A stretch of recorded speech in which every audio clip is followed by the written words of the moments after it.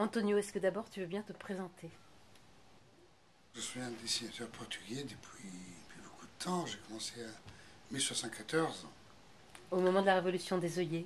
Ah oui, et j'ai commencé dans un journal quotidien qui est fini, qui s'appelle République. Et après quelques mois, je passe pour l'Express, où je continue. Espresso. Expresso, c'est un hebdomadaire où je continue.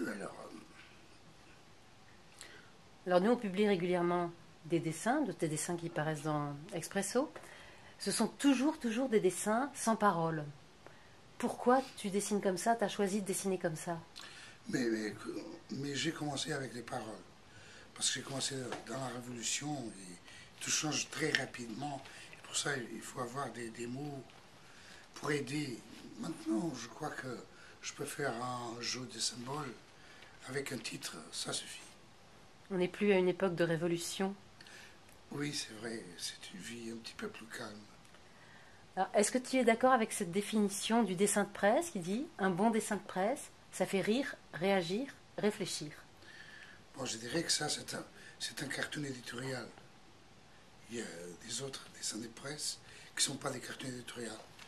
Mais je suis d'accord, mais je dirais d'une autre façon. Je dirais qu'un bon dessin de presse, un bon cartoon éditorial, doit être un bon dessin parce qu'il est un dessin. Une bonne chronique parce que c'est une chronique d'un événement.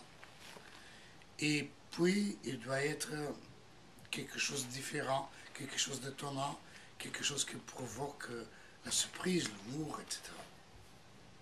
Alors, en plus d'être dessinateur, tu es aussi organisateur, l'un des organisateurs du World Press Cartoon qui existe depuis plusieurs années. Donc, tu peux voir des dessins du monde entier, tu peux voir quelques tendances. Est-ce que tu pourrais nous dire un peu quelle est ta vision du dessin de presse dans le monde aujourd'hui? Est-ce que c'est un art? Est-ce que c'est quelque chose qui est plutôt en développement? Est-ce qu'il y a des dangers qui le menacent? Il y a les problèmes de la presse. Euh, Maintenant, le cartoon passe un petit peu pour Internet. Et je peux dire qu'il est le danger, le danger du cartoon dans la presse. Et il y a un destin commun. Si la presse marche bien, le cartoon marchera aussi bien. Je vois que nous sommes liés. Quand tu dis la presse, c'est la presse papier. Presse papier, oui. Oui, après, il y aura l'Internet, mais c'est une autre chose. Et est-ce que la liberté d'expression, des intégrismes menacent la liberté du Ah oui, dessinateur?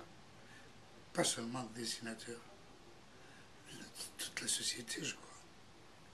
Mais avec la liberté de presse, c'est clair, on se souvient bien des cartoons de Mahomet, alors c'est bien présent ça.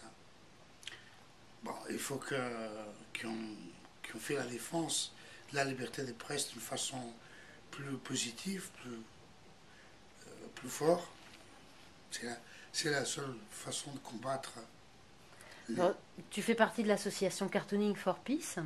Est-ce que c'est une façon aussi de combattre ça?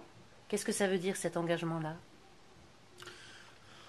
Bon, le Cartooning for Peace peut faire il a fait déjà des très bonnes choses. Il peut ouvrir des portes parce qu'il y a la couverture de ONU, des Nations Unies. En même temps, ça peut être son, son problème.